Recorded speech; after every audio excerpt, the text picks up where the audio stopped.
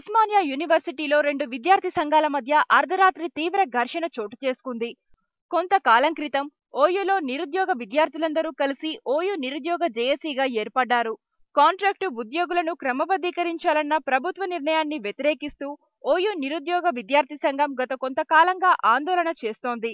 బుధవారం విద్యాసంస్థల బంద్కు పిలుపునిచ్చింది.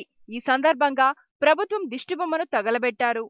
దీంతో క్యాంపస్లో టీఆర్ఎస్ కు మద్దతిస్తున్న విద్యార్థులు ఆందోళనకు దిగిన విద్యార్థుల హాస్టల్పై దాడులు చేశారు. భగీరథ హాస్టల్లో ఉంటున్న నిరుద్యోగ సంఘం అధ్యక్షులు కళ్యాణ్పై దాడి చేసి అతని గదిని తగలబెట్టారు. అడ్డం వచ్చిన విద్యార్థులను తీవ్రంగా గాయపరిచారు. ఈ దాడుల్లో ఓ విద్యార్థి తల పగలడంతో ఆస్పత్రికి తరలించారు. సమాచారం తెలుసుకున్న పోలీసులు సంఘటనా స్థలానికి చేరుకుని పరిస్థితిని చక్కదిద్దారు.